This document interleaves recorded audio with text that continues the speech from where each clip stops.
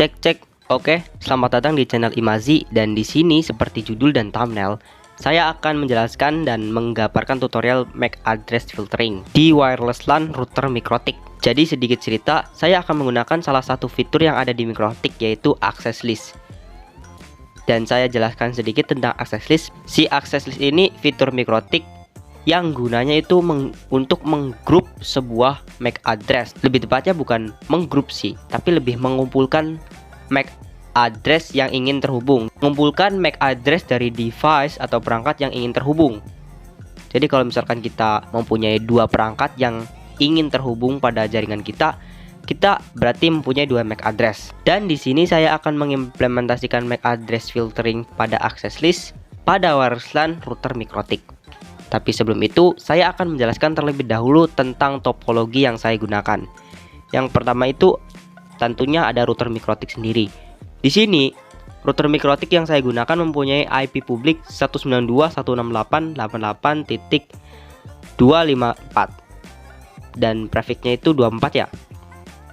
Dan di sini saya juga mendapatkan DNS dari alokasi ISP atau sumber internetnya itu 202.61.110 untuk yang utama, dan secondary DNS-nya 100.11. Dan di sini juga saya akan mengasihkan IP address dan juga DHCP server untuk interface yang menuju ke laptop saya, dan satunya untuk wireless LAN. Dan di sini wireless LAN ada beberapa device, yaitu perangkat asing, entah itu laptop ataupun handphone, dan perangkat yang dikenal yaitu dua handphone saya, yaitu Infinix dan juga Realme. Tapi sebelumnya mohon maaf jika gambarnya kurang jelas. Pertama kita masuk terlebih dahulu pada Winbox. Seperti biasa, mungkin kalian juga sudah tahu untuk login ke Winbox, yaitu dengan menggunakan MAC address terlebih dahulu. Karena kita belum men-setting IP-nya, nyalakan terlebih dahulu interface wireless LAN yang akan kita setting.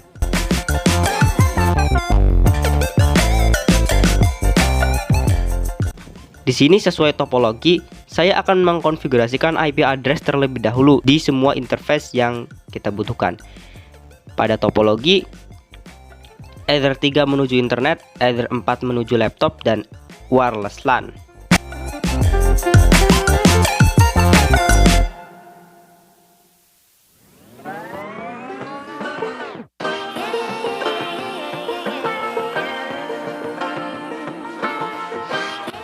Tambahkan IP di semua interface, termasuk interface wireless LAN-nya juga.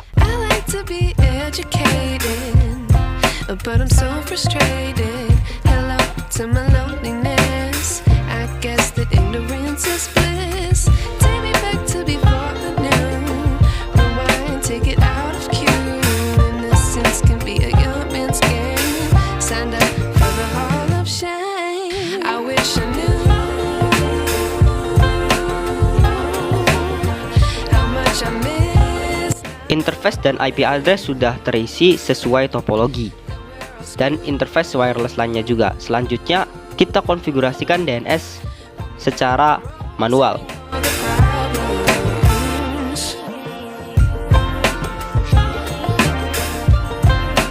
Setelah mengkonfigurasikan DNS, selanjutnya konfigurasikan DHCP server pada semua interface menuju ke laptop dan juga interface wireless LAN.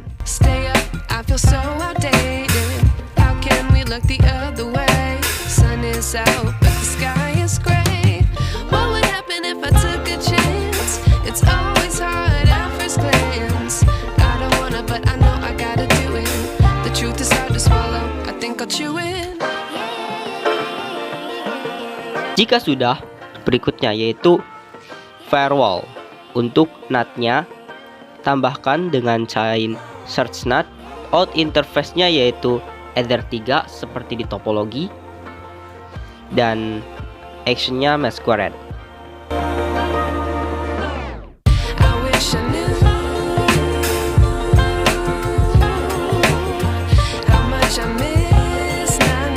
Selanjutnya kita setting interface wireless LAN atau access point yang akan kita buat. Di sini saya setting secara mudah saja dengan wireless dengan mode average, band dan channel width saya biarkan secara default, SSID dan juga security modenya juga saya biarkan secara default. Selanjutnya, tambahkan default route dengan gateway. Di sini saya gunakan 192.168.88.1 karena itu gateway yang saya gunakan. I wish I knew.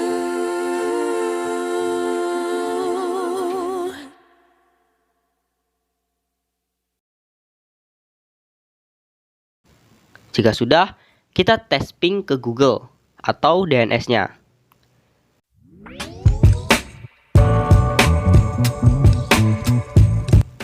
Oke, koneksi sudah lancar. Untuk fitur access list terdapat pada wireless dan di sini ada fitur access list dan juga registration. Saya jelaskan terlebih dahulu. Access list itu seperti yang saya bilang tadi, bahwa access list itu kita bisa mengumpulkan semua MAC address dari perangkat yang ingin terhubung di wireless kita. Sedangkan registration adalah menu atau tab di mana seluruh MAC address perangkat yang terhubung pada wireless kita. Misalkan kita menyalakan wireless, lalu ada yang terhubung pada wireless kita bisa melihatnya pada menu registration. Di sini terlihat banyak sekali perangkat yang terhubung pada wireless yang saya buat. Dan saya hanya ingin 2 perangkat saja, yaitu HP Realme dan juga Infinix yang boleh terhubung. Dan di sini kita bisa mengimplementasikan MAC address filtering. Atau kalian juga bisa melihat semua informasi MAC address pada menu ARP list. Atau kalian juga bisa mengeceknya pada lists DHCP. Di sini tertera semua MAC address dari perangkat yang terhubung pada DHCP server dan juga nama perangkatnya juga. Kita bisa mencatat MAC address yang kita butuhkan. Kembali ke menu registration, dan untuk memindahkan MAC address secara mudah, kita hanya perlu mengklik MAC address-nya. Dan di sini banyak informasinya dari mulai uptime, interface, dan lain sebagainya. Dan juga ada beberapa tombol. Dan salah satunya itu copy to access list.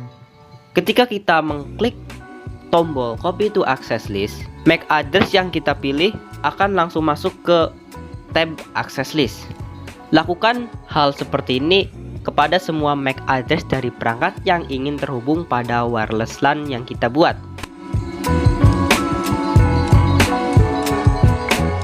Setelah kita menambahkan semua MAC address yang kita butuhkan pada access list, selanjutnya kita matikan default authenticate dan forward pada wireless. Apply lalu OK, dan setelah kita konfigurasikan seperti ini, pada menu registration hanya ada 2 perangkat yang terhubung pada wireless yang kita buat. Jadi semua perangkat yang tadi terhubung tidak bisa terhubung kembali ke wireless yang kita buat ini. Dan di sini proses MAC address filtering terjadi.